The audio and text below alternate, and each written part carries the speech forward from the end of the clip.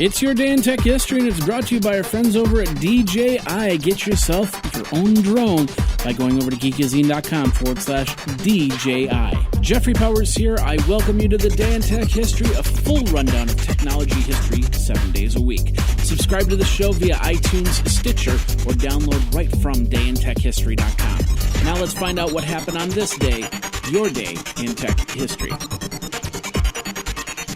April 27th. 1981, Xerox introduces the Xerox 8010 Star Information System.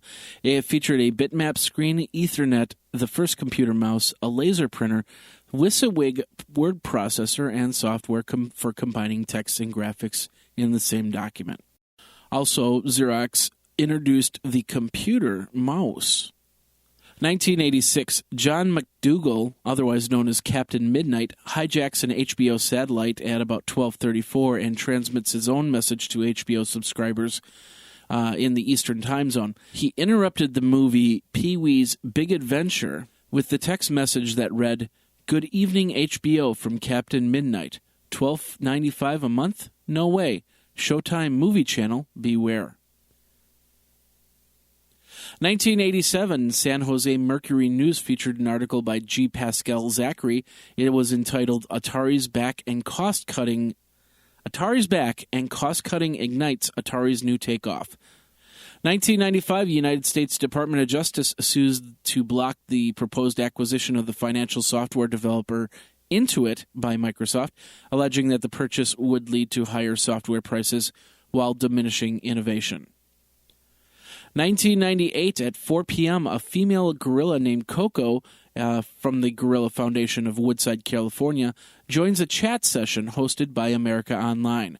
During the sessions, AOL members asked questions, which were then translated into sign language by Dr. Francine Patterson. Koko's responses were then relayed back to the chat room by Patterson.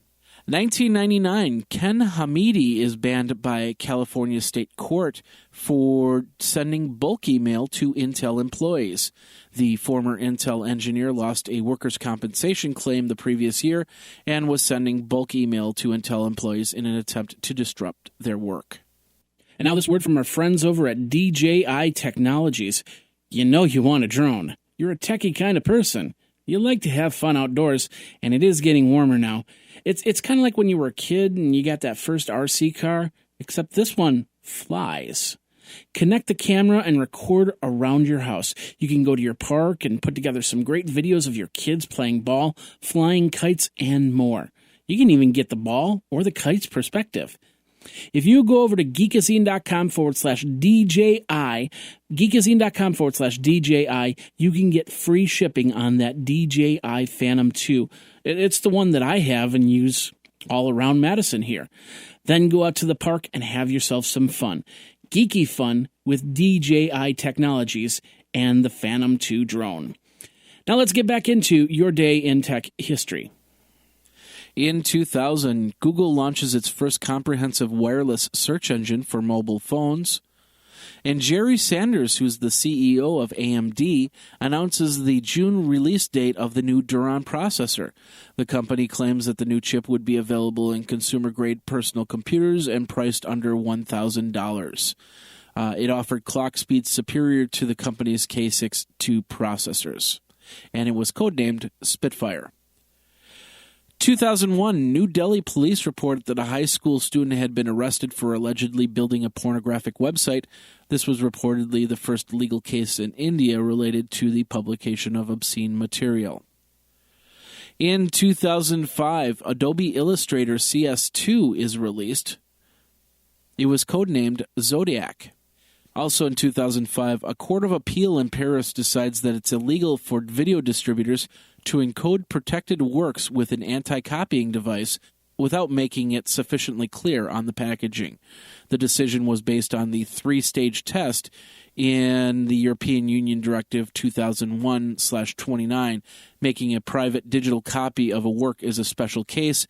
That copy does not prevent the normal commercial exploitation of the work, and that it does not prejudice the copyright's owner.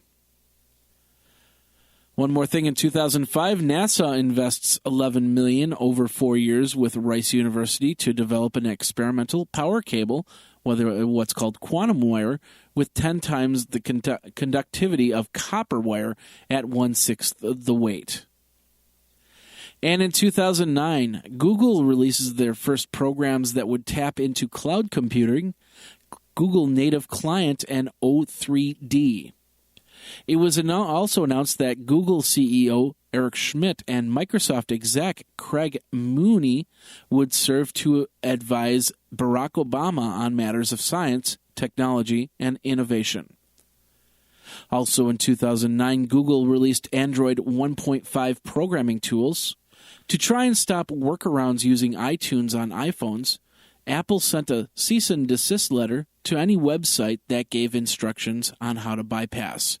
Site owners decided, one site decided to sue Apple to keep those articles up. Puerto Rico sites Google.pr, Microsoft.com.pr, and Yahoo.com.pr, along with others, were attacked via DNS to show a defaced website. So basically, they got into the DNS numbers, they changed those numbers so it would go to a different location, and they'd have a phishing site in its place. Also in 2009, McAfee launches the free online cybercrime help center. And Giants pitcher Brian Wilson's Twitter is shut down after he posts that he was partying too much the night before. Of course, that gave anybody an advantage, especially if anybody was in Vegas and betting on the Giants game of that day. And that's your Day in Tech History. My name is Jeffrey Powers, www.dayintechhistory.com. All the show notes are over at wikizine.com, Geekazine's wiki. And, of course, you can like the Facebook page and follow Twitter at Day in Tech Hist. Until tomorrow, take care. Day in Tech History is copyright 2015, JMP Enterprise and Geekazine.com.